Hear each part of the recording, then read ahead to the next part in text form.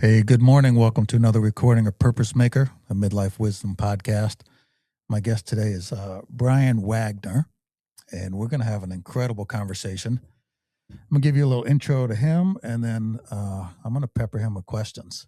And we're going to get some of this wisdom out of him, even if we got to squeeze it. All right. So Brian is a certified John Maxwell leadership coach and executive coach.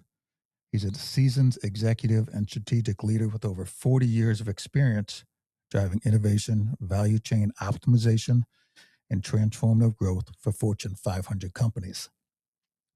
He's a co-founder and principal of PTIS LLC, and he's advised over 300 Fortune 500 and Forbes 1000 companies, delivering actionable strategies for sustainable digital transformation and market disruption. His foresight includes future of packaging, and he has shaped board-level decisions across the packaging manufacturing. In 2008, he was inducted into the Michigan State School of Packaging Hall of Fame, so we're going to hear about that. He's an inventor with patented packaging technology and recipient of the prestigious award, the Riester-Davis-Brody Lifetime Achievement Award. Brian's governance expertise spans multiple boards, including roles at Michigan State University, the City of Petoskey, and nonprofit organizations. He's the past executive resident at W.P. Carey Business School in Arizona, or Business School at Arizona State, and advisor to Cal Poly University Packaging Program. Brian, welcome. Thank you, Michael. Awesome to be here, and I prefer to just say I'm a dude, and I'm here to enjoy this. This is going to be fun. So what I love learning about people is where they started. Like, that's one of the coolest things about someone's story. So where were you born? Bring us back to where you grew up, where you were born. Tell us a little bit about that dynamic. Yeah, happy to. So that was a long time ago. I'm the son of Ray and Blanche Wagner. My dad grew up in Buffalo, New York, in the city. And my mom grew up in Dunkirk, New York, a little rural town, probably 50 miles south of there. Mm-hmm. They met right after World War II when he got back from the war. And I've got 3 older sisters. I've got a younger sister, younger brother, over 20 years, like from 78 to 58. I'm in the middle, and we lived in Tonawanda, New York, when I was born, a little suburb of Buffalo, and then moved to Williamsville, which is another suburb of Buffalo, and grew up in Catholic schools, a Jesuit high school in downtown Buffalo, and it's interesting, actually, just going back and thinking about that. I seldom look back, and it was actually Buffalo Bills quarterback Josh Allen was asked recently, how are you going to feel if you don't win the Super Bowl? And he said, I'm taught as a quarterback not to look back. We only look forward to the next play. And it really struck me that at times I think about something that happens in those formative years you're asking about. There's a lot of that in me. I just don't think about it often. Well, this is interesting. I was born in New York too. So happened to be out on Long Island. So that would explain your obsession with the Buffalo Bills. Absolutely. Yeah. So do you have any memories of some of the huge snowstorms rolling through Buffalo when you were a kid? So, yeah, the blizzard of 77, I was in high school. Oh, my goodness. That's the year I was born. Well, yeah. So Buffalo...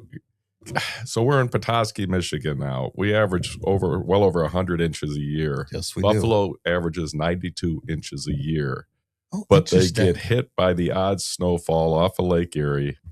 The snow belt is south of Buffalo, and that's where the silly folks put the football stadium and the airport. Oh, my goodness. And then on rare occasion, like 1977, that belt shifts north and hits the actual city, and it's all over the news. Oh, man. My dad always said Johnny Carson made Buffalo and its snow famous, because he would make jokes about Buffalo, but it doesn't get as much snow as it's rumored to.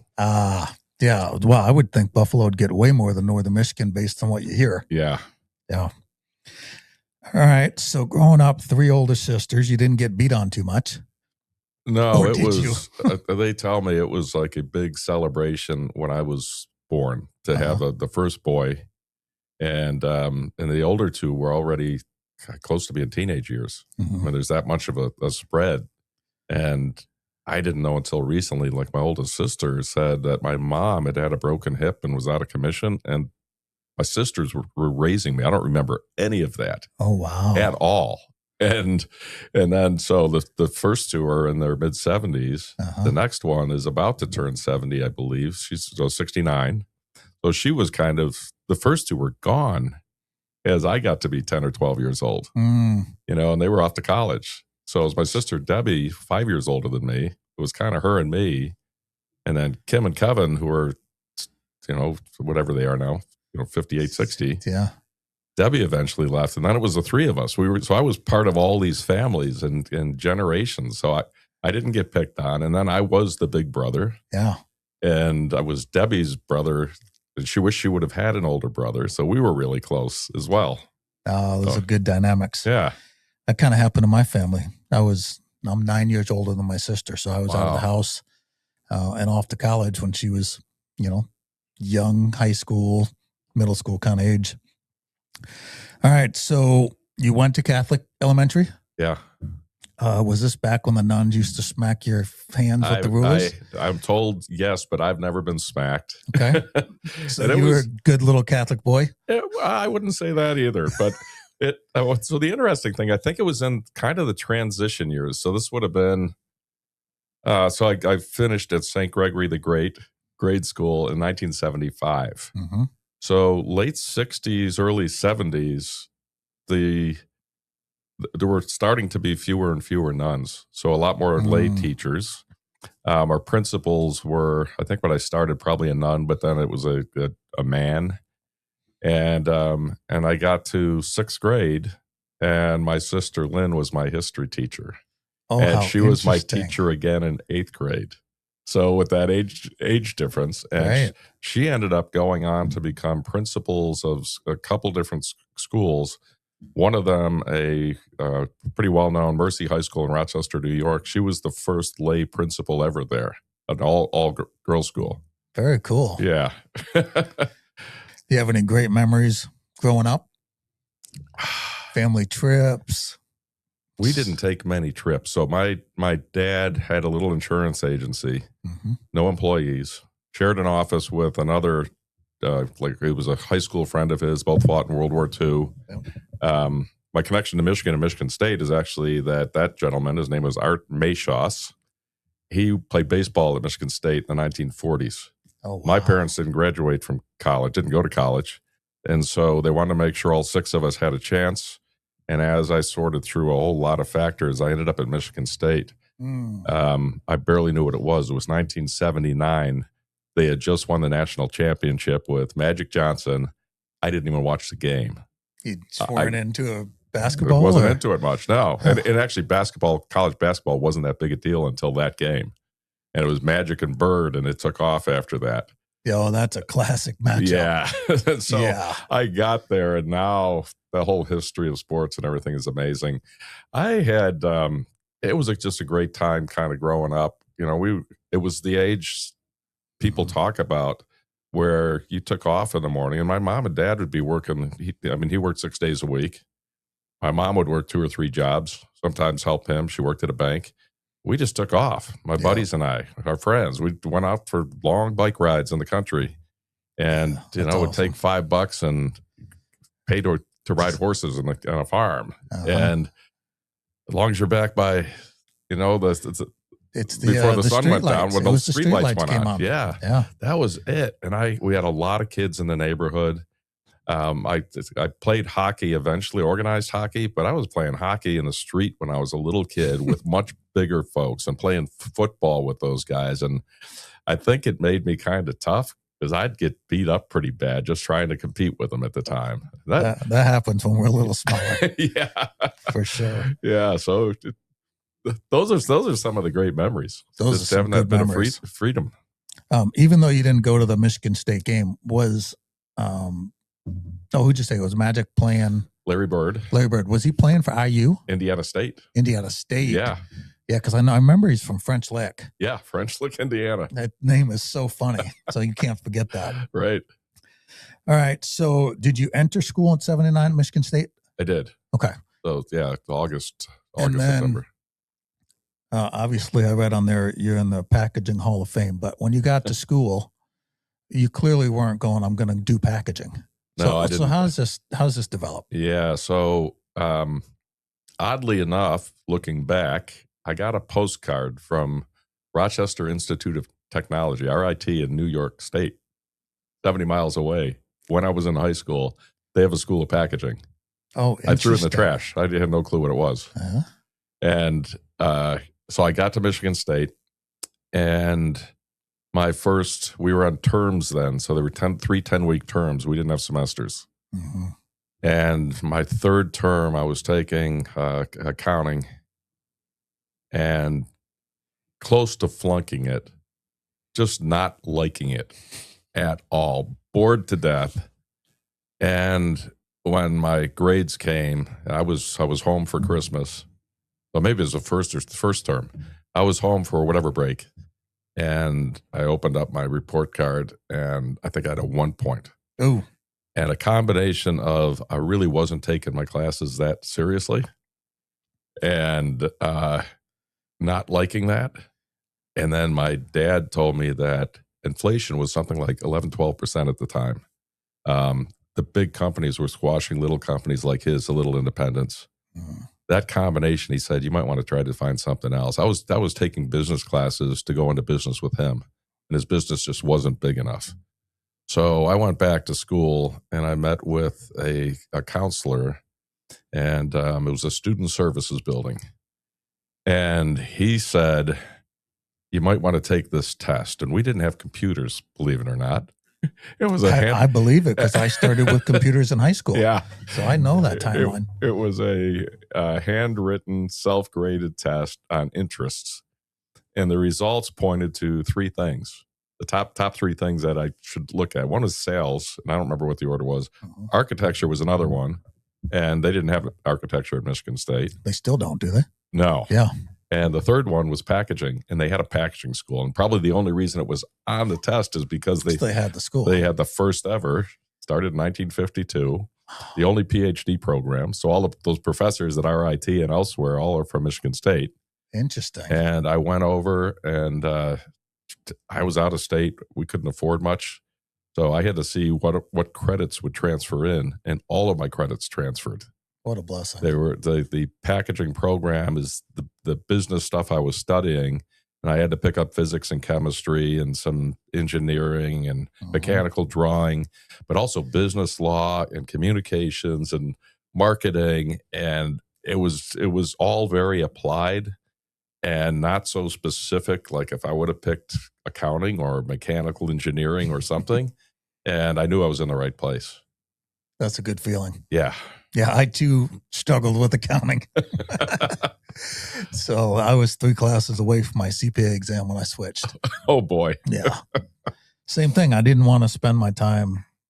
I love working with people. Sure. So that accounting, yeah, you can work with people, but most of your day, you're in the computer just doing QuickBooks. Numbers. Whatever they are. Yeah. So, okay. So you get into that, and then literally like you fall in love with it?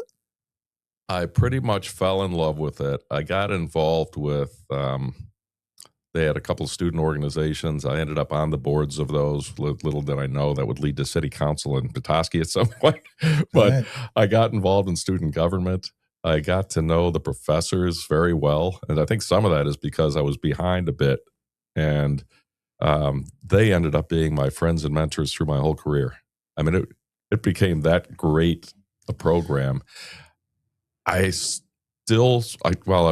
behind, so I had to I kind of scammed my way into them allowing me to take organic chemistry and polymer science, like plastics stuff, at the same time. You're supposed to have one and then the other.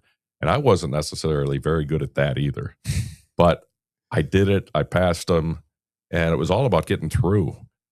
And then spring term or spring break, what was that? March of 83. I got a call. I'd actually hitchhiked to Atlanta. I knew we'd have fun with this discussion. This is fun. You probably didn't know this about me. Hitchhiked to Atlanta to see an old friend. One of the girls that, like, in 6th, 7th, 8th grade, I would ride bikes with around town, around the neighborhood. She was a bit of a tomboy, and we were just great buddies. And I was probably in love with her, frankly. Mm-hmm. She was going to the University of Georgia. I hitchhiked down to see her and her family. And had a great time, hitchhiked my way back to East Lansing, and I had a message from IBM in Rochester, Minnesota, saying that somebody had canceled on an internship and they had an opening for me. Ooh. I packed up my bags. I didn't have a car. Called my dad, borrowed one of his cars, drove to Buffalo. I don't even know how I must have flown. I got back to Buffalo because that was like 6-7 hours. Uh-huh. Got the car, packed it up, and went to Rochester, Minnesota. I'd never been west of Chicago at that point in my life. And it did a couple things for me. One is I'm on this adventure. Had to live alone, had to find a place. I was exposed to probably the best of corporate America. I mean, this was IBM when you wore suits to work. Everybody had white shirts. You learned how to dress professionally. I don't miss that now. But now you can show up in your board shorts and still people still listen. Exactly. I learned a lot, and I had not taken. There was a class in shock and vibration. So this was all shock and vibration at IBM. They had made these massive computers, and they would put them on a vibration table that would replicate what happens in the back of a semi-truck. Oh, yeah. Right? And put these probes on that would analyze where things were going to break, and then you designed padding around that and cushioning. Well, by the time I got back to Michigan State and had to take that class and every other class, I aced them. Yeah, you had real world experience now. Oh my gosh, it was so much fun. And so that's probably where the love and the passion for it came. And I got to know some of the grad students better than the undergrads, and I had to get out. But if I could have afforded to stay in school, I probably would have.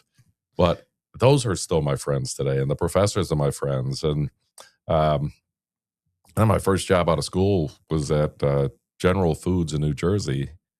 And we had 60 people in packaging. There were a lot of young ones. Mm-hmm. My boss was 63. He was like my dad's age at the time. And they just gave me independence, trusted me to do what I had to do. And it went on and on from there. It's been incredible.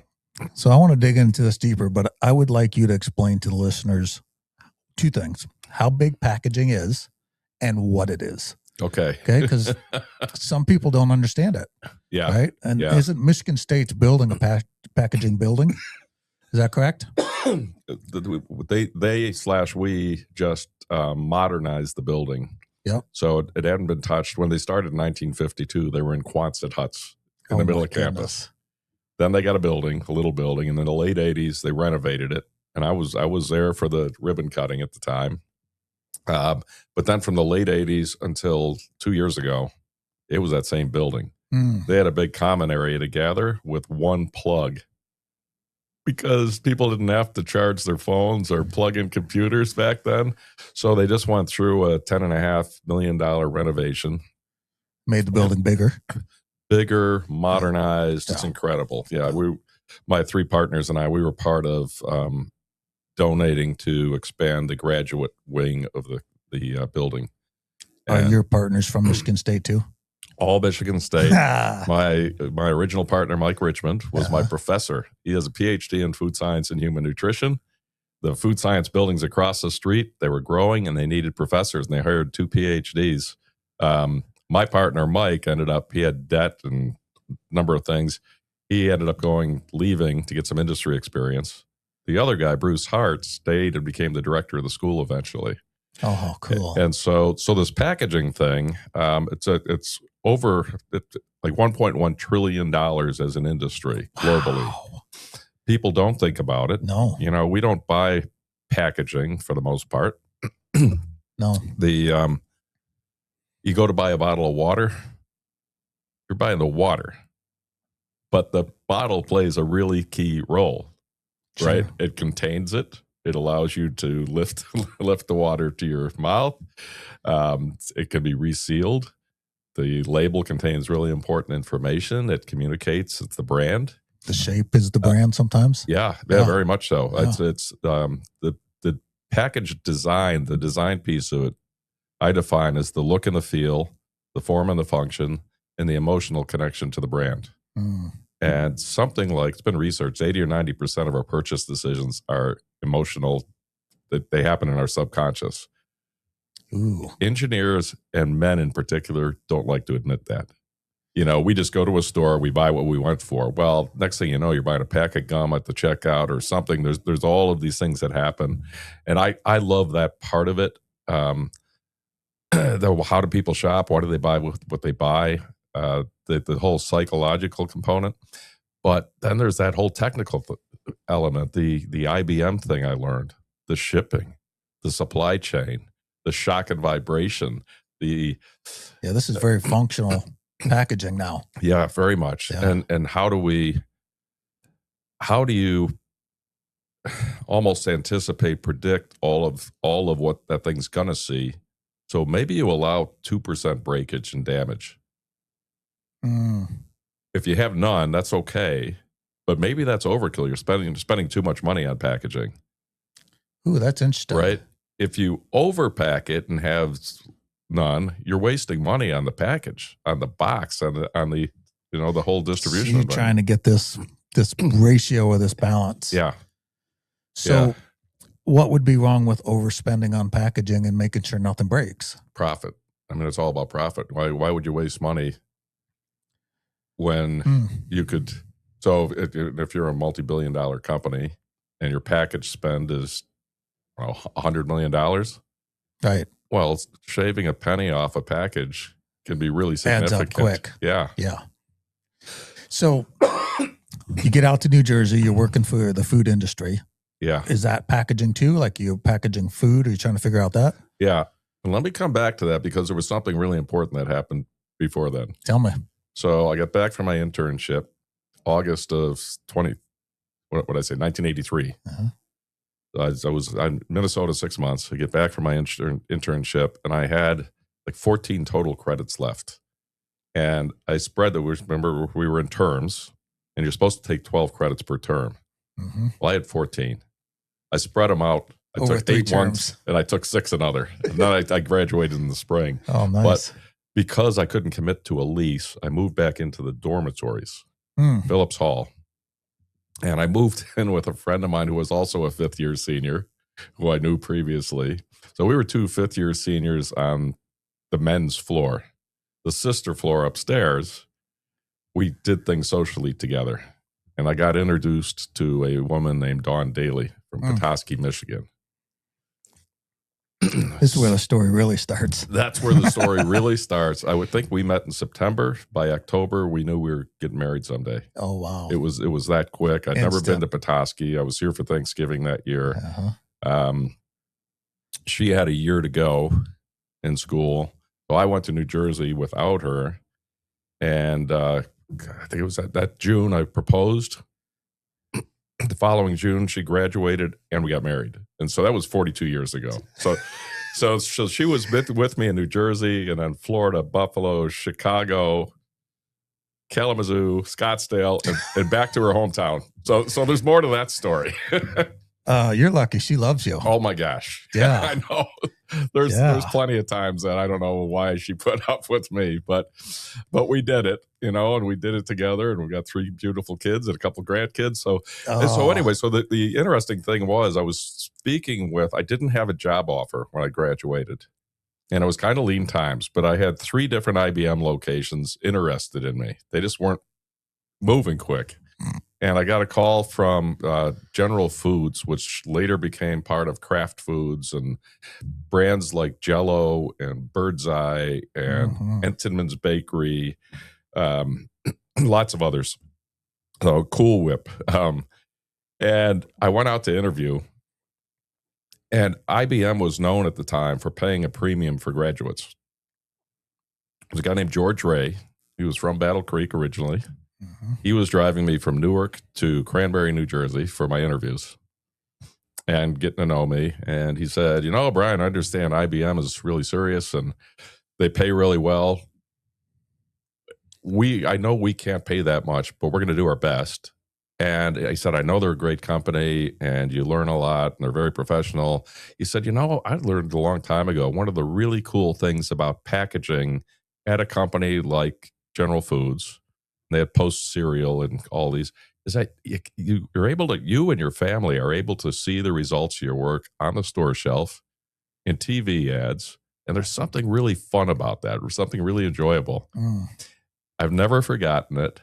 They were paying graduates something like $24,000, and they upped it for me to $26,500, which wasn't as much as IBM. I took the job.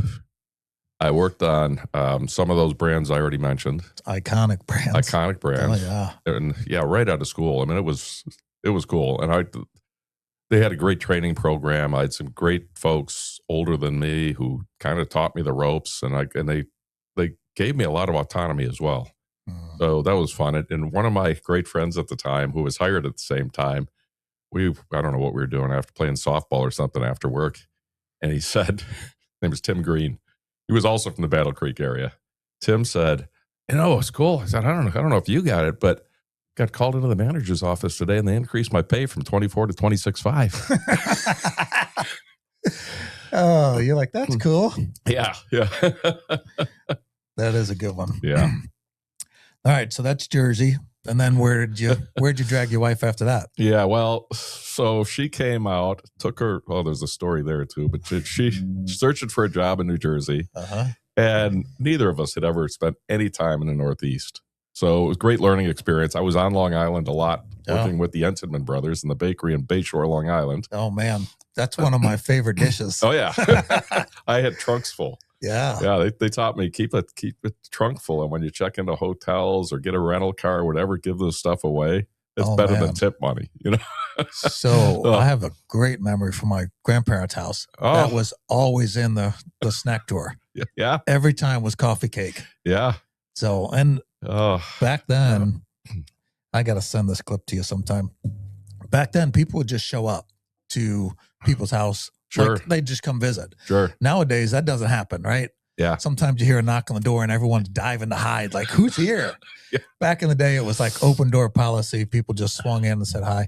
So grandma always had coffee cake ready. Oh, yeah, I bet. Oh, man, we used to kill the coffee cake. And it was always Enterman, so it was great. So that was a Northeast, certainly New York bakery. Always baked, always fresh. About the time General Foods bought them, they had just opened up in Miami and Chicago.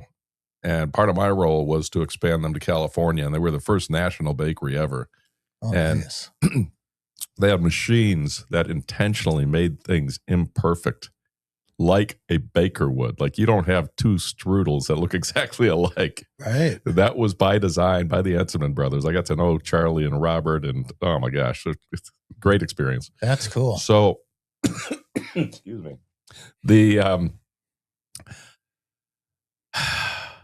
I was having a blast. They put me on Ensigns. They took me off the frozen stuff, put me on Ensigns, the only packaging person, 20 some years old, working with these incredible veterans and learning a lot. And I got a call from the boss. They wanted to take me off of that and make me the packaging expert on Raisin Bran, Post Raisin Bran.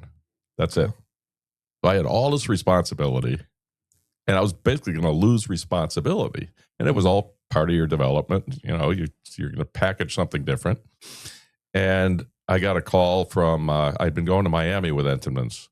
One of the managers from General Foods, a guy named Brian Hopkins, had left and went to Burger King, headquartered in Miami. Well, he recruited me there. So Dawn had just about found her first job in New Jersey. I said, hey, how about we move to Miami? I'm going to disrupt your life. So we went down to visit, fell in love with Brian and Janice Hopkins. We're still dear friends today. And we, two kids from the Midwest, all of a sudden are in the South. Like, never, ever thought we would go now there. You're in Miami. In Miami, working for Burger King. And some of the attractions, I talked about the Henchman Brothers, is that Burger King is mostly franchises. General Foods would take you forever to make a change on Raisin Bran. Sure.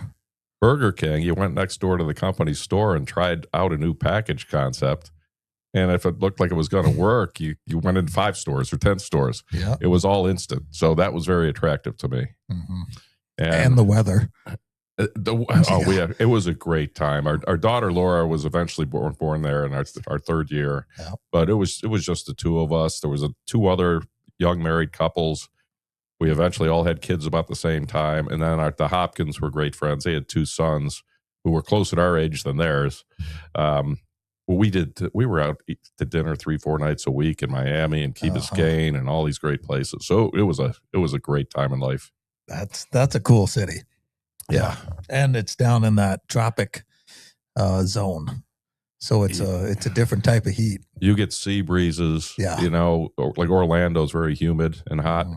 It was almost never hot. The day our daughter was born, Laura, was 95. That's the hottest in 3 years ever. And we were in the hospital. What the heck? All right. So you do Miami. How long are you there? 3 years. 3 years. And then where does that take you? And so then my boss, Brian, called me and another guy named Mike Boder. He called us into his office, said, I'm leaving the company. We are being acquired. And they were owned by Pillsbury, believe it or not, at the time. Uh-huh. And the company's they're not treating people very well. I'm leaving. I suggest you leave. And it's like, oh, great. Here we are. We're in Miami. Things are going awesome. Got our life set. But now what?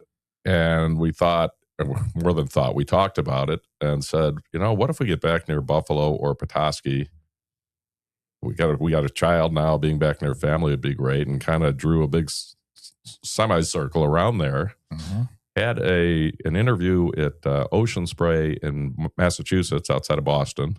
That would have been a great job, but a very little company in Buffalo called me and called Carton Craft, $8 million in revenues. They made cartons. They made boxes. Sure.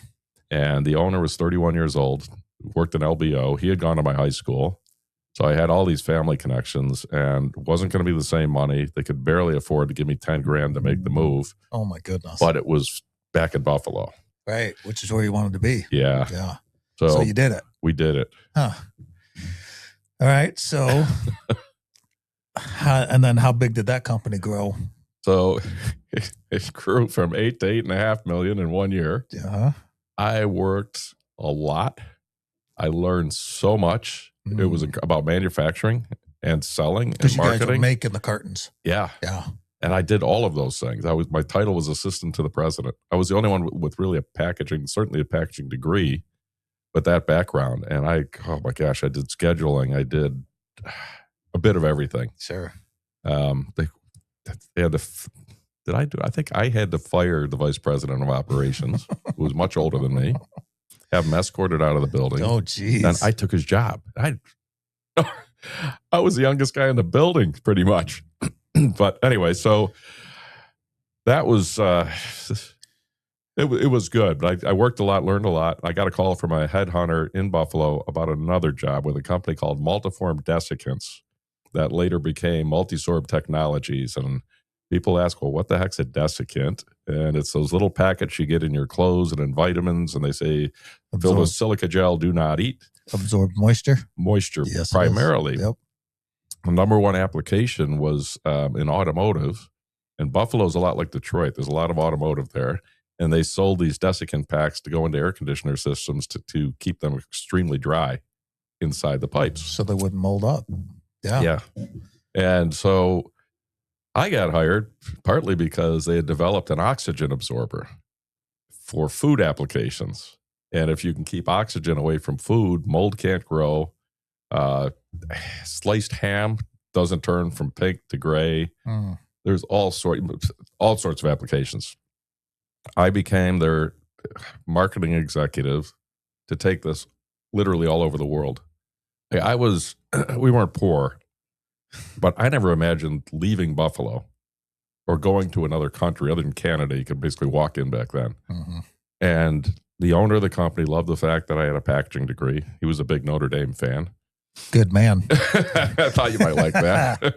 Jack Cullen, good Irishman. Yeah. And for the first couple of years, I bet, he was just thrilled with me because I got his company in front of hundreds of people in the industry. I actually wasn't selling that much, but he just loved my trip report. So I'd go out. I was all week. I was gone. Mm-hmm. And initially it was just in the United States. Well, then we created an oxygen absorbing label. It would stick inside of the package rather than just drop it in. There was concern about somebody eating these things. Right. And a retailer in England, they'd been kind of waiting for this thing to be invented. Well, I then spent a good part of, 4 years in the early 90s in the UK and in Europe. Eventually got to Japan, Australia. Yeah. Brazil was much later on, but I was literally all over the world. I became an expert in this thing called modified atmosphere packaging. I'm quoted in books. I stood on stages all over the place. I learned to do public speaking, which the first time I ever did, by the way, was a disaster. I learned a lot from it. First time's always a disaster.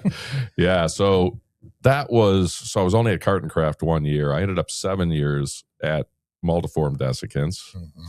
We went from 11 million in revenues to 37 million in that time. That's a big jump. We grew top line and bottom line over 20% a year. That's what the owner wanted. It was the best of times. It was when things went bad. You were part of it. Oh, yeah. I don't even know how many employees, but it wasn't a giant company. That was the best of my career, except that I ran out of opportunities. There was the owner, a president, and you, Naval Academy grad, and they didn't like vice president. They had 3 directors. I reported to the president, but I wasn't at director level. Yeah. And career-wise, I was getting bored. I was running out of things to do. And I got a call from a friend actually in Chicago with Sara Lee. And they had an opening for somebody who knew modified atmosphere packaging. That'd be you. That was a very tough goodbye to family after 8 years. Mom, dad, the grant, we at that point had 3 kids. Oh, yeah. Thankfully, they got to spend that time, good part of 8 years, with my family. Yep. Chicago only lasted a year. The guy who hired me, Dave Keller, another great friend of mine who lives in Arizona, he hired me. We became dear friends. 6 months later, he left the company. Oh, boy. It turns out Sara Lee's this massive, well-known name. Sara Lee Bakery was only $500 million in sales in a multi-billion-dollar conglomerate. We got no money for capital. It was really difficult to get things done. Who owns Sara Lee then? It's called Sara Lee. Originally, it was, I don't know, something or another brands, and that didn't resonate on Wall Street. So they took the bakery name and made it the company. So it's a publicly traded company. Yeah, it's a big one. I think they've split up a bit since then. The Hillshire Farms and some meat companies are now part of it. Right. They had, like a really high-end purse brand and wallets and like a Kiwi shoe polish. I mean, it was... I remember that brand. Oh, yeah. Yeah. So anyway, Dave, he reported to the president of the company. He had 3 bosses in like a year. 3 presidents. Oh, wow. And he was never considered for that spot, probably should have been. And he just said, I'm out. Corporate America, I've had enough. His wife liked Phoenix, so off they went. Right. And then I moved into the research and development group. So we were in a joint venture with Frito-Lay, and he and I were running that. And he and I recommended we get out of it because it wasn't going to be profitable. So it kind of killed our own jobs. I went into a research and development role. And then they needed a team of people to do cost savings in 3 other bakeries across the country. They put me in charge of a team to go to Tarboro, North Carolina, and work out of a trailer, be there 3 weeks at a time, only go home every 3rd week to see family. Uh-huh. I get a call from a friend at Kellogg's in Battle Creek. He said, hey, they've got a need here for a manager of package innovation. I said, I want to see my family. So we moved to Battle there Creek. Yeah. in Kalamazoo. We were there in 1997 to 2009. And only 3 years into Kellogg's, quit. And my partner, Mike, who had been my professor 17 years before, started our consulting business, and that was 25 years ago. Yeah. You've been consulting since. Consulting since. Yeah, you mentioned Frito-Lay. I got a small little story that's kind of interesting. I had a neighbor move in next to us about 15 years ago, and he told me he was retired. He's been retired since he was 38. I'm like, that's pretty cool. What'd you do? He goes, oh, yeah, I had a snack company. And so I'm asking, I'm like, vending machines, what kind of stuff? He goes, no, we packaged all the chips for Frito-Lay. Oh, boy. I'm like, oh, you're like really, your grandkids are retired. Wow. Yeah. So, and he's got to be mid-60s, maybe 70s now. So he's had a long time of retirement. Incredible. It is. It was a neat story. Yeah. Okay. So then now you've got all this expertise. You start the consulting company, and now you can work for everybody. That's interesting. Yeah, so it's interesting. Kellogg's had bought, so this is 1997, Kellogg's bought Keebler, another well-known brand. Yeah. They took on something like $3.5 billion in debt, if I remember the number right. They made an announcement they were getting rid of a couple hundred people. They announced that no longer are we working on innovation, which is what I was hired for. It's going to be all about cost saving, productivity, paying off the debt, which is boring as heck to me. Oh, yeah. Back to accounting. So, I was told to never tell anyone this story, but here we are on the podcast. Here we are. I spoke with a vice president on the phone, and I said, I don't want to stay here.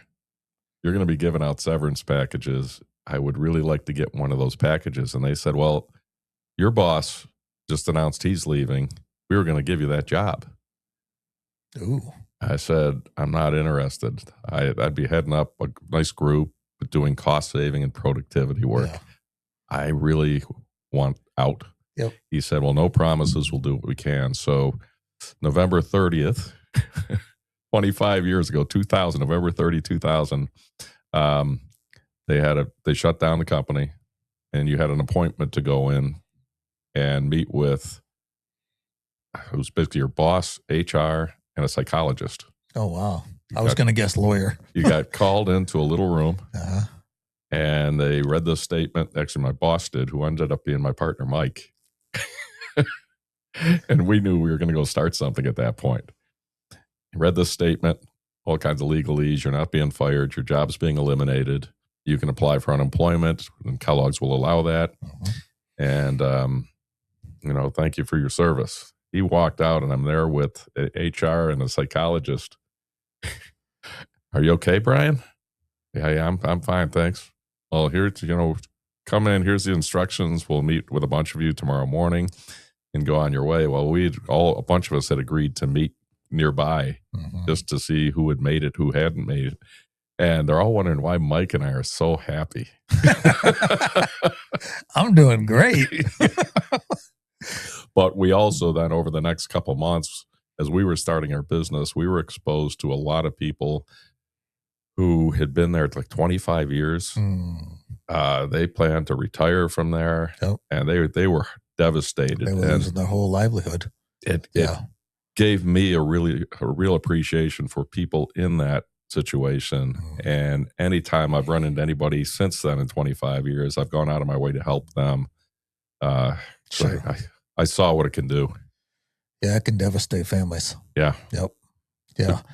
The good news is, right, the outplacement service spoke with all of us, and they said, for a lot of you, and this will resonate, I think, with you, for a lot of you, men especially, you've lost your identity. Right, because we wrap so much of it in what we do. Your job title. Yeah. Who are you? Well, I'm Brian Wagner. I'm a manager of package innovation at Kellogg's. Right. And that became their identity. So they said, this is actually a great time in your career. Take the weekend and mourn. Monday, we're going to hit the ground running. And your identity isn't your job. I'm guessing for a lot of you, you really haven't been totally fulfilled and happy for a long time in your role. And now we're going to find out what you really love to do and what you're best at. and we're going to totally focus on finding that as your next job. Connecting identity and purpose. Absolutely. Yeah, and the title of this one, we did it, Unpacking Identity and Purpose. Funny that it Right? would come to that. Yeah. Right. I mean, that's a great title because at the end of the day, this is the conversation we have to have. Like, who are we? Absolutely. Where does that identity come from?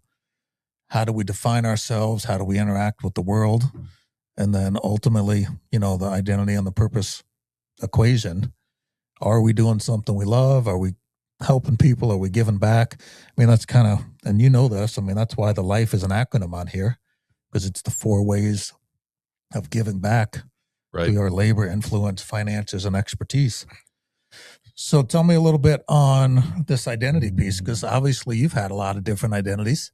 Yeah. Right? Yeah. Where do we find our identity from? Where is a good place to get it? So, I said earlier that I haven't looked back much to figure that out. Mm-hmm. But when I have, it's hard to figure it all out. It's happened. It's evolved. I read a lot of books on leadership, business, entrepreneurship. I don't even know what I read anymore. Mm-hmm. I went to hear motivational speakers and business leaders. And somewhere along the way, and I have no clue when it was. It had to do with this Kellogg's identity thing not being your title. I identified, well, first of all, I started, and some of this may have been Stephen Covey's book, The 7 Habits of Highly Effective People, where in chapter 2, it start with the end in mind. And he has you write your own eulogy. Okay. And he starts with, you're envisioning, you're kind of up at the ceiling looking down at a big room of people. And you start to realize it's your family, it's your friends, all these people from your life. And they're getting ready to go up to a stage and talk about you. It's your funeral. Yeah. What an exercise. What do you want them to say about you? Yeah. Well, I did this. And then once you do that and you kind of narrow who you are, yeah, it then starts to fit. And so for me, I started creating my identity, and I realized I'm a Christian, I'm a husband, I'm a father, I'm a grandfather, I'm a friend. And that's my identity. Mm-hmm. That's clearly, you can't take that away from me. Oh, you can take my job, you can take my company, you can take a lot of things, but you can't take those away. And I think that's at the core of knowing what your identity is. Right. And I think when you had mentioned Josh Allen earlier, part of, I think it was an article you might have sent, his wife was teaching him that your identity is not a football player. Right. Yeah, exactly. I mean, you get injured playing football and that's your whole identity. Yeah. You basically crash and burn. And she's a well-known actress. I don't even know who she is. Who is it? I can't even think of her name. Yeah. Mrs. Allen. That is true. Yeah, she's kind of given up Hollywood to follow him and hang in Buffalo, New York, not L.A. Buffalo, New York, probably a interesting place to raise, to be involved in that football community. It's so much. Petoskey is a very small version of Buffalo, the friendliest people, the most welcoming people ever. That's a good thing and to hear. It's considered the city of good neighbors. And it truly is. And my wife, Dawn, who grew up in, 5,700 person Petoskey, as soon as she met my family, and then we lived there for 8 years, she was at home. Yeah. It's just it says a lot. All right. And you're holding something where we talk about this stuff quite a bit. Yeah. So when someone's going through a major transition in life and they're trying to figure out this equation, and we call it the TIP method. Right. Transition, identity, and purpose, because this is the way I say it, it's the DNA of the way humans function. Yeah. So someone's going through a major transition. How do they get back on their feet? Like, what do you think if someone's asking you, hey, I just lost my job, I don't know what's coming? How do you counsel them? What wisdom do you bring out? Yeah, well, so my own story is part of that, right? Mm-hmm. I told you my identity. My purpose, I think I only refined a couple of years ago. So this wisdom thing doesn't happen overnight. No, it doesn't. And it's very slow. My purpose is to serve and add value to others. every day. That's it. That's your life purpose. Yeah. Yeah. Well, you're very good at it. Well, thank you. So part of it is, I believe, to go through a transition to be truly happy in life, you start with something like that. It's like, what's your why? And your why better be about others first, doing for others. Great fulfillment comes in that. Happiness follows that. And I've seen a whole generation of people chase happiness like as their end goal and never get it. Truly struggle. Yeah, because you can't. It's nestled in people. Yeah. It's nestled in relationships. Yeah. Some people find that out way too late in life. Absolutely. Yeah. So from a coaching standpoint, so in certified coaching, what you learn is just to ask questions first and foremost. So I can tell my story and relate it, but I might tell my story and how I got to my purpose and identity, but then I'll ask, what is yours? And, for a soldier, it's really well defined. While they're in service. Sure. And there's no question about what their identity is and who they report to and their role and their rank. And then they get done with military life.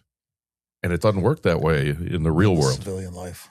And I've done some work with some veterans. Yeah. Very difficult work. I'm not sure I was ready for it. These guys who were in transition after Kellogg's 25 years ago, guys, gals, it was really difficult for them. And so I mentioned it's tougher for men. A lot of men, at least then, 25 years ago, their role was clearly the breadwinner, the provider, the provider. Yeah. A lot of women, they had an identity beyond that. They were a mom, they worked. And they did a great job, but they had the mom thing going. They took care of the household, right. And that became a bigger part of their identity as a mother, not just as the vice president of R&D. Sure. Right. And so getting at what do you think your identity is really important, because from then you can start to talk about, well, that's your job. That's your position doing whatever. It's not really an identity. Let's talk a little bit more about your true identity, something nobody can take away from you. Mm-hmm. Well, one of the things that I've noticed when people ask what you do, they're kind of trying to flesh out almost a hierarchy, trying to see where they fall. Yeah. This person super intelligent, what do they do? I love telling people weird things that have nothing really to do with what I do or I am, because it's interesting to see how they respond to you. Yeah. Right. Because that's what people, when you go to a party and they're like, well, what do you do? Right. Right. You come up with some random answer about what I do. Oh, I'm a farmer. And you know what? Half the time I am. Yeah, that's true. I have a farm. So it's fun to do that, to kind of see where people are doing that. And you and I haven't known each other all that long, but I've seen you in the context of being a husband and being a father. And, my observation is you're great at that. Thank you. And that's the higher purpose than being a chiropractor or being a farmer or anything. Right? I take that very serious. Yeah, raising kids is very important to me. And I think as a parent, that needs to be one of the primary things you focus on. Yeah, absolutely. One of the things that I've said with identity is it has to be rooted in resiliency, right? Because a lot of people they kind of adopt a, what's the mentality called? A victim mentality. And if you view things through that lens, man, things can get really rough. Absolutely. Right? And then if you don't get out of that thought process quick, the body doesn't like that feeling, so then you're going to try to numb it.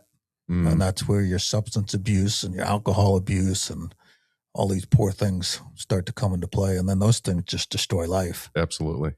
But if it's built in resiliency, so now you're always okay, there's another opportunity. There's a reason why I got let go of Kellogg. Yeah.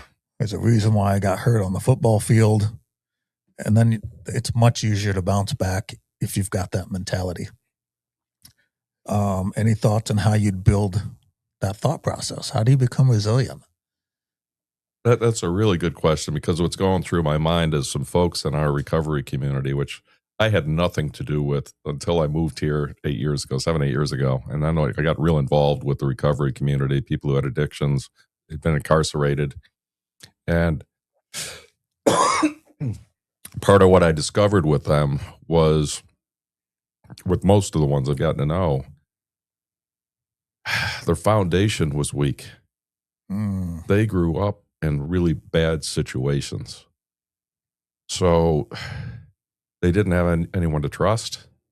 Your point about being in transition and looking for a place to go, well, they went to drugs and alcohol. And that's the only answer a lot of them knew. Right. And then they did bad things, dumb things, in their words. I've talked to them about forgiveness. I went through a John Maxwell program with them about, it was like a six-week program, teaching integrity and hope and forgiveness and a number of values. And, we had very confidential kind of small group conversations. The thing with forgiveness, I heard from them over and over and over. They're all going to church. They've learned to forgive other people. They couldn't forgive themselves for what they've done. That's deep-rooted. That's deep-rooted. Yeah. And with that, then comes that, you said it, that, mentality, victim mentality. Yeah. I'm just going to continue to be a victim. And so, again, I'm not equipped for this, other than I pray to God every day, like, fill me with your spirit, let me be your hands and feet. To give you some wisdom. Give me wisdom. Yeah. When I was on city council, I'd say a prayer. Actually, I still do when I walk by, for all our leaders. I say, give them strength and wisdom and discernment. And I still pray for that for me, because, man, I walk into situations I'm not prepared for to help these folks. There was one guy in particular, I helped him with his job application. Come to find out that his job history was like a few days here and there down in Grand Rapids at McDonald's, like days. Come to find out over time that he grew up in a meth house, both parents. Jeez. He got a job with Monty Vernier, our good friends, and contacted me like a year later. Last I knew, it was going great. He got an apartment. He got a driver's license and a car for the first time in his life. Some stability. And he sent me a note. He said, hey, that other job that I applied for, do you think they still have openings? And I texted back, why are you asking me? Well, then he went silent again. Saw him a few months later. He said, oh, by the way, sorry I didn't get back to you. The reason I reached out is because I thought I was going to lose my apartment, my house. My boss had called me in the next morning for a meeting, and they had let a couple people go. Oof. And I thought it was me next. So here's the victim mentality. Turns out he got a raise and a promotion because he'd been doing a great job. How awesome. And I really thought about that. So there's this guy who grew up with none of that. He had no hope. He just knew he was going to be a victim the rest of his life. Right. And he's out there now. He's still doing great. He's still got his job. Love it. Yeah.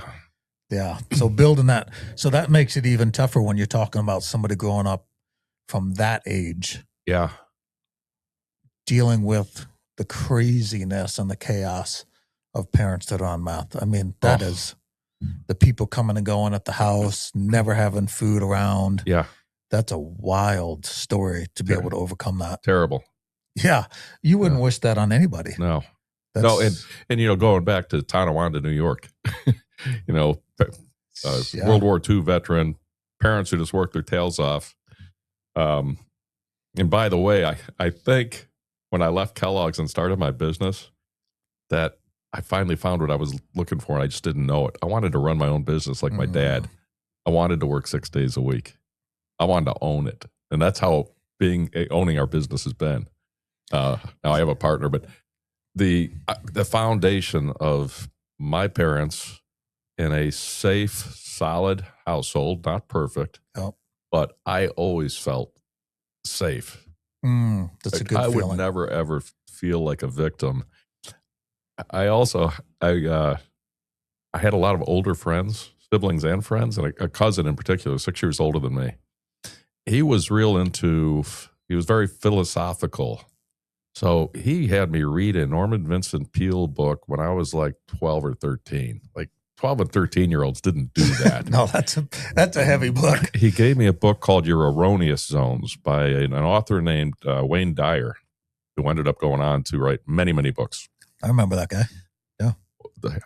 I went back, and I think it was my freshman year of high school. I went back to see when that book was written, Your Erroneous Selves. And what it basically taught is that kind of like we can't be victims. Like if you ever say, man, you ruined my day, you're a victim. Well, you give them the power. The whole book was about we control that. And so our circumstances around us don't matter. It's all how we respond to those. Well, I learned that like at 13, 14 years old, and I've lived it ever since. That's a good lesson. I've been really lucky to have some of those early life lessons. When you're talking about different jobs, reminds me of my parents also no college education. Both very hard workers. I remember my mom working 2 jobs. But I do remember something strange. My dad, he had a list of like 17 jobs that he had worked. Like he always worked. But I remember seeing that list out on the table one day. I was probably about 12. And I told myself I would never work for somebody. I mean, that's what motivated me. And that's other than working college jobs, because I hustled. Like I would cut grass in college. And then I worked a second shift after I do my college in the morning and then do second shift. I had some amazing experiences. But in my adult life, when I left college, I've never worked for anybody. I started my practice. Wow. And I started my practice at 26. And we started it here in Petoskey. I had 2 patients the first month. Oh, boy. Yeah. Right? I mean, that's starting. I remember Callie crying. We had little hope. Oh. It was a wild, wild start to things. And I was like, well, this isn't going to fail. Right? This is my opportunity. Yeah. Those jobs had a huge influence on my dad, because I think a lot of his identity was in what he did. Right. And so he really struggled. And I just remember that constant, I don't know if the word chaos is right, but just that constant, like, you get let go of a job and now you got to spend the energy looking for another one. I'm like, that's not going to ever happen to me. Yeah. Yeah. So, well, and you would ask about resiliency, and I may have gotten off that, but I think it's one of the most important things we can have, because we're all going to go through lots of transitions, struggles, hard times. They're coming. And resilience is so important. So my dad worked 6 days a week, double-digit inflation. Which is what we're seeing right now. Yeah. His insurance company, he had told me, was basically just because he serviced his customers well, grew year on year until double-digit inflation. Then inflation took his business down. He went through, man, he was a mess at times. He'd never let it show, but he couldn't pay the mortgage. Oh boy. I remember him having to go take loans from the bank. And I was just aware of enough of it to see the stress and anxiety. But there was also, the greatest generation, World War II vet. There was some resiliency there. Yeah, he's a tough guy. Yeah. Yeah. And my mom too.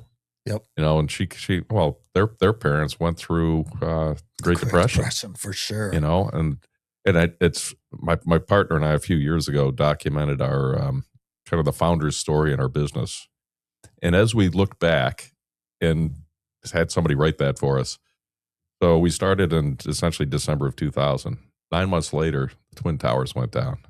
Oh, wow. The economy was rocked. Sure. Couldn't fly. Once we made sure our families were okay, yeah, we just moved on. We didn't, it was just us. Our wives didn't have incomes. We each had 3 kids, 2 car payments, mortgages. We just moved on. And there was resiliency in that. Mm-hmm. And then we survived 2009 and several months of not paying ourselves. We had to pay we've got 4 people in the company. We've got 1099 contractors. Mm-hmm. We had to pay them before we could pay ourselves. We didn't fail. That's hard to do sometimes. It was really hard to do. And so we've been through that in our business, and I've commented several times that we are resilient. That's a good foundation for a business. Yeah. To be resilient. Yeah. Okay, so are you still consulting full-time now? Yeah, so officially, we've got 4 of us in the business. My partner Mike is a bit older. He went 2 years ago to half-time, and then this past year to just a few days a month. My partner Tim out in Seattle is full-time. Todd in Ann Arbor. We all work out of our homes. We're all full-time. Very flexible. We are the only employees, just the owners. I would say that full-time isn't the 80 hours a week it was in the early days. It's not 7 days a week. There's a ton of flexibility in what I do. Well, it's full-time wisdom. There's difference. It's gone a long way, and we've got a trust amongst the 4 partners. We've said to each other, we don't care when you're working or how you're getting it done. Sure. As long as we're growing the business, we're taking care of each other, and that's part of it. I don't do what I do for me. Right. I've got to do it for all of us, for our families, and our clients, and these contractors that we you serve, we hire. Sure. That drives me every day to do what I do. Mm-hmm. And is your consulting still focused on the packaging? It's all packaging related. Yeah. Thanks to wisdom, we have contractors in particular who do really hands-on fundamental packaging. So they make sure that the box and the bag run on the manufacturing line successfully, without slowing down. They seal properly so they can be unsealed by the consumer. They select the proper materials, the right kinds of plastics, the right kinds of paperboard, whatever those are. They optimize how they fit on a pallet. So instead of having 100 truckloads, you can fit it in 80 truckloads. We work with our supply chain buddies who move the trailers to the semis, but we optimize what goes on the inside. Mm-hmm. That's like the fundamentals of packaging, block and tackle. And a lot of big companies like Pepsi, Nestle, and others, they don't just have full-time people. They have contractors. And so that's part of our business. My partner, Todd, is really deep in sustainability. And there's this thing that's now in 3 states. It's coming to lots of states called extended producer responsibility. Say it again. What is it called? Extended producer responsibility, EPR. Oregon was the first, then Colorado, California is coming, and then loads of others. It's going to roll across the country. Essentially, it's not called a tax, but the brand owners, the big brands like Kellogg's, they have to pay a fee based on the tonnage of packaging moved into those states. The type, if it's recyclable, it's a lower fee. If it's not, it's a higher fee. Paper, cartons are not taxed as high as plastics. Number of those factors. That's coming, and these companies are struggling to comply. So we're helping them. That's part of this whole sustainability thing. The money is intended to put in new infrastructure for recycling, because the machines, the equipment we have at Emmett County Recycling, for instance, are like 40 years old. They need to be replaced. Well, nobody wants to pay for it. Politicians don't want to tax it because then they won't be reelected. So they found out this way to kind of have a hidden tax, frankly. Right. Well, Todd and a couple of our contractors are deep experts in that and helping companies comply, but then also helping redesign packaging to reduce their fees. Right. And to switch. And so that's a big part of packaging. Yeah. And quite often packaging is seen as the enemy because it's litter, it's the waste at the end of, hey, I'm done with this water, now I got this trash. Right. But it reduces food waste in a lot of cases. And food waste in the world is huge. Like a third of food goes to waste, and packaging can reduce that waste. Because you can extend its life. Yeah. Yeah. So I try to talk about packaging as being the hero potentially if it's done right. My partner Tim in Seattle, he loves being on the manufacturing floor. So machinery, automation, that's part of packaging. Every 3 years, we lead something called the Future of Packaging program, where we'll have 20 big companies participate in 3 meetings in the year, and we apply foresight principles and looking forward 10 years, and then back to what might the future be like, and then, hey, what kind of things should we start planning for based on whatever that future is? Nobody predicts the future, right? But we can anticipate and we can plan smarter than if we just let things happen. Sure, be a little ahead of the curve. Yeah. My favorite thing to do is strategic planning. I've got a private company in Wisconsin. They manufacture packaging. They make boxes. They make displays for retail stores. And for the last 5 years and going into 6 years, are a 7th generation company. I work with the president, the leadership team to facilitate their strategic planning. This is for the whole company, not just packaging. They're a packaging company. Right. But you're talking like the whole company. The whole company. Over 1,000 employees. Yeah. And so that goes back to the wisdom. I didn't have that wisdom 15 years ago. Yep. I've gained it over time. And I know all the companies that they sell to, the Unilevers and the Crafts and so on. Sure. I've worked in those companies. Most of them haven't. They've only worked in the package manufacturing area. So I can help them sort of empathize with the needs of their customers. And that is super fulfilling. That sounds like a bird's eye view. It really is. Like you see these different industries and you're like, all right, here's the strategy. Yeah. We got to get you ahead. Yeah. And a lot of our clients, so we've worked with, I think you said 300. We've worked with hundreds. What they really love about us, or one of the things, is that we work with, we call it the whole packaging value chain. We work with the raw material suppliers like Dow and International Paper and DuPont. We work with the converters of packaging. So they make the number of companies that maybe you wouldn't know, but they make the pouches, the printed pouches. They make the printed cartons. We work with the brand owners, which can be retailers or like Target. I was just there a couple of weeks ago. I worked with Abbott Labs. I've worked with Kellogg's. Kellogg's a Michigan company, right? Yeah. Although they're now they split into 2 companies and both of them have been acquired. There's going to be no more Kellogg's. Oh, geez. It's incredible. Yeah. So there's that could be another whole podcast about what private equity has done and how companies are consolidating and splitting up and taking costs out carelessly, basically recklessly. But then we work with the retailers. We do consumer research, which is one of my favorite things too. So we know the consumer, and then this whole end of life, EPR, recycling, what happens when the package is done. So we have that bird's eye view of all of that, and clients appreciate that we don't just work with their piece of it. Yeah, that's a big view. It is. There's a lot going on in that stuff. Okay, so as one of the things that you and I are doing that's going to be fun is we're putting on a business leadership. Absolutely. At Genesis Church. And this is in its infancy, right? Yes. So tell me a little bit about how that's connected with the global leadership stuff and network and summit. Yeah. So last year, our mutual friend Ben Monti and I decided that we're going to bring the Global Leadership Summit to Genesis, to Petoskey.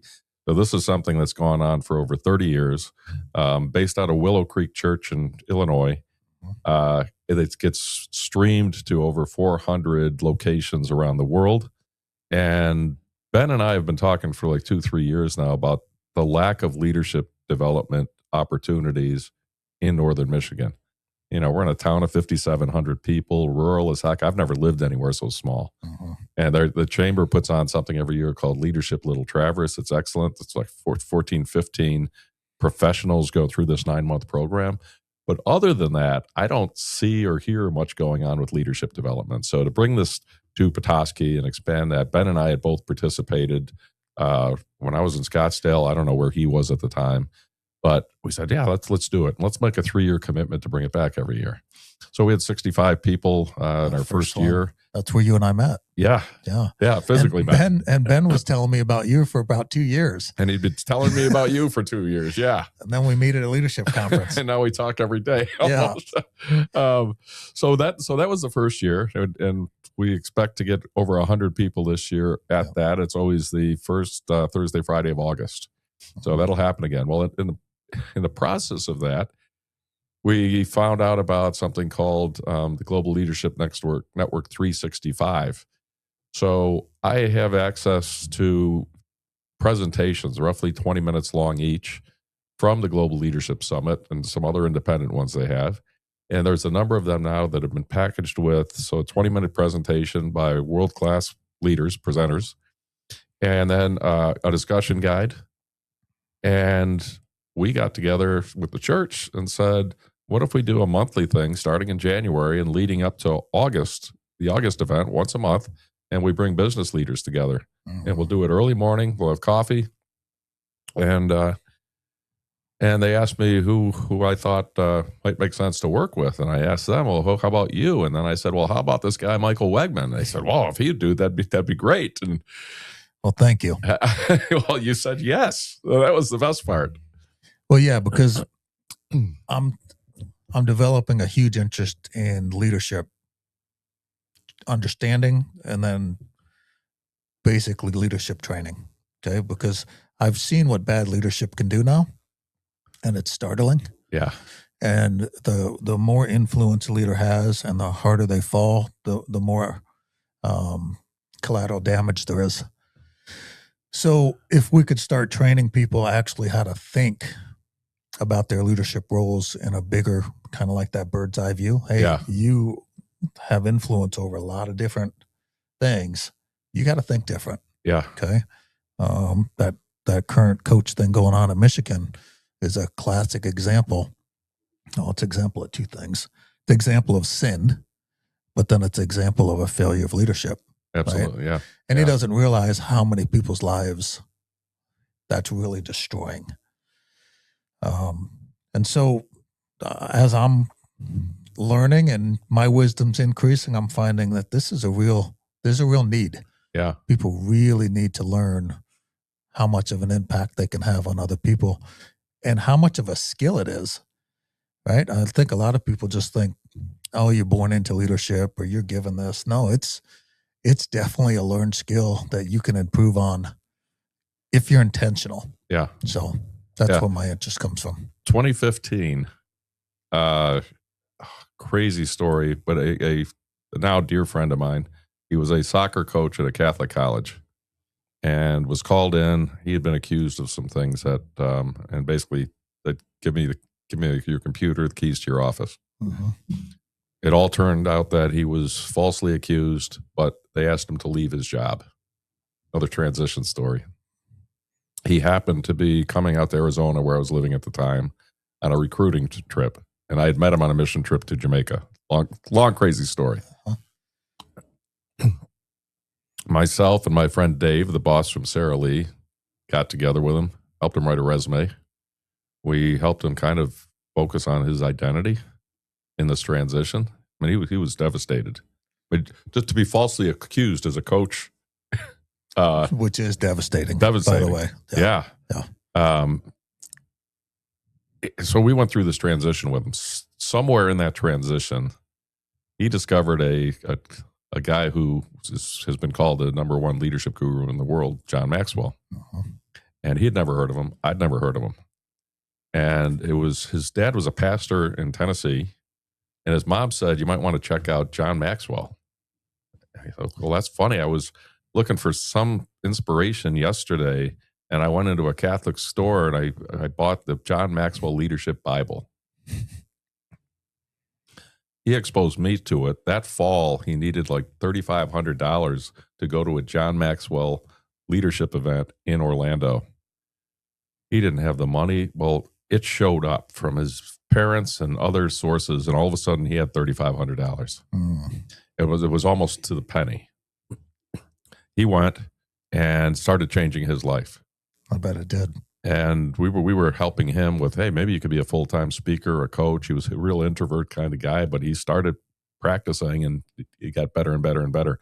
Well, this event happens it was August of 2015. The event happens every March and August. The next year, I agreed to go because I was interested, but I also wanted to be there to support him. So him and his dad and me went, and we shared a hotel room. Mm-hmm. And it was 2,000 of the most positive people I've ever been around. And I walked away with a John Maxwell Leadership Bible, a certification in speaking, coaching, and I thought that was going to be my career, actually my future career. And then things transitioned. It kind of doesn't matter. But now I've read at least 20 John Maxwell books. And he's a student of leadership. He's now 78 years old. Mm-hmm. They honored him at the Global Leadership Summit in August. He's helped the Global Leadership Network through some wicked transitions they went through. And what led me down that path on leadership is John Maxwell says everything rises and falls on leadership. Yes, it does. Leadership is influence, nothing more, nothing less. And that inspires me every day. I share that. I quoted him at the Global Leadership Summit at Genesis last year, and I'll continue to. And he's 78. I think he's planning on working until he's 80. Yep. And I think we can all learn from that and recognize how important good leadership is, as you said. Good leadership's important. So this is interesting. My John Maxwell Leadership Bible was gifted to me in 2006 by my wife, and this would have been my Hope. I mean, she wrote, gifted by Mom and Hope. Hope would have been a year old at that time. Oh, boy. So that's when I was introduced to John Maxwell, was 2006 by receiving that Bible. Wow. 10 years later, a decade later, me. Well, what's so neat about it is you can read a section of the Bible and then it pulls out the leadership principles. Right.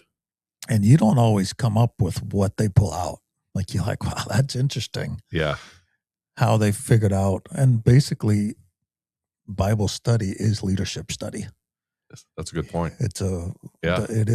And Christ was a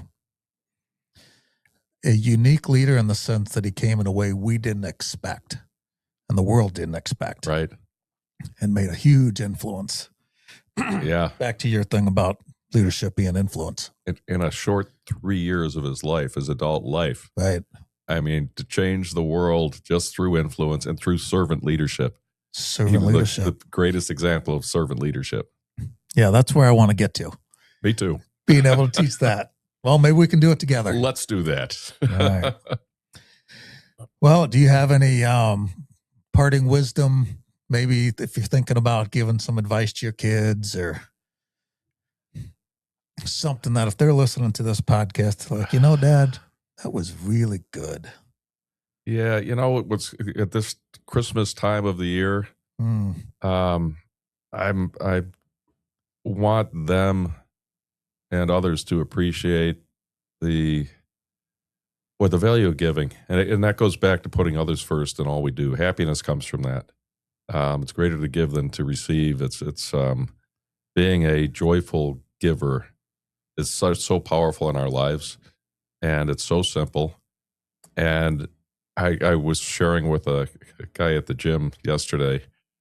The other piece of that is knowing to ask for help when you need it, because you're then giving that person who then steps in to help you, you're giving them joy. We all want to help each other. And my grandkids, I got this idea just a couple of weeks ago from a friend. I shared the idea with Ben Monti, who said, "Oh, we do that with our kids." So we gave each of the grandkids an envelope with a letter and $100. The grandkids are 12 and 10.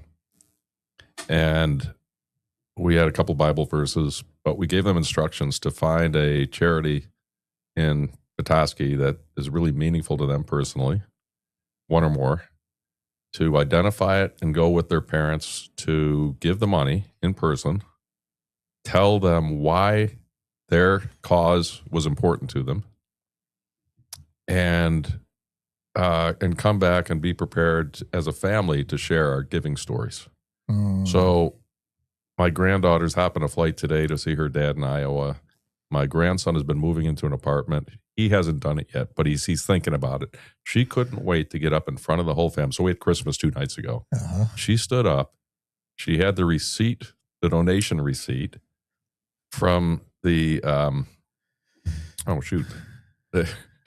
the pet, no, I can't think of it. Anyway, place where pets are, where you go to adopt a cat or dog or whatever. Sure. So that's I'm going to draw a blank on this too. Oh my gosh. The Humane Society. Humane Society. There you go. So that was her thing. And this 10-year-old Emma told this beautiful story about how she thought about these pets. Like, kids get Christmas presents.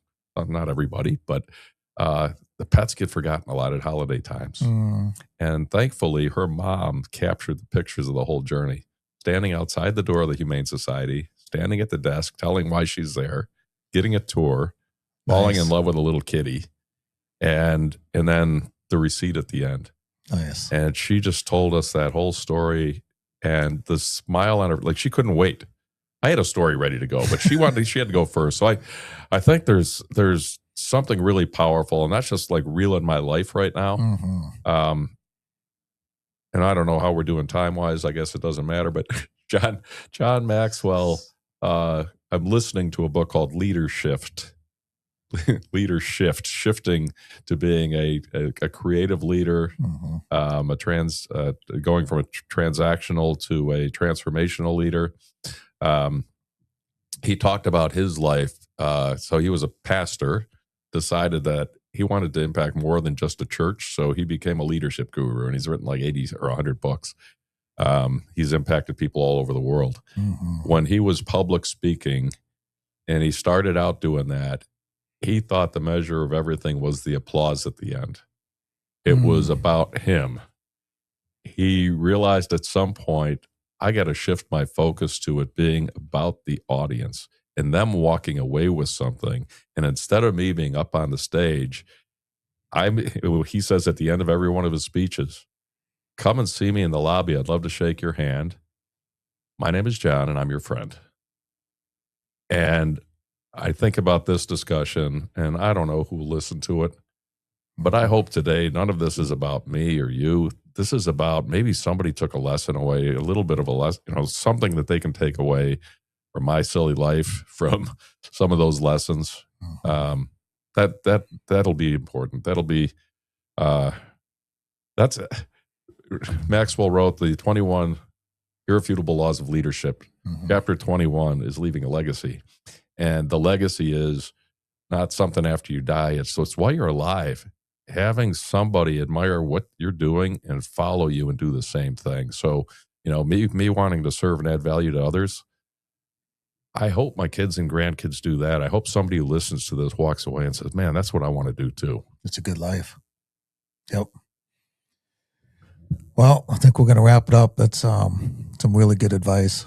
Actually, it's wisdom is what that is. That's what I pray for. And the Bible says the only place we can get it is through that. So, absolutely. I want to thank you so much for your time today. I appreciate you sitting down and sharing your life story and all this very interesting stuff. For you listeners out there, I just want to thank you guys for listening to this. Welcome. I was going to say welcome. Thanks for being part of the Purpose Maker podcast and what we're kind of doing here. And I'll keep you updated on some of the stuff we're doing with the business leadership stuff here in town. Otherwise, you guys have a great weekend, and we'll see you again soon.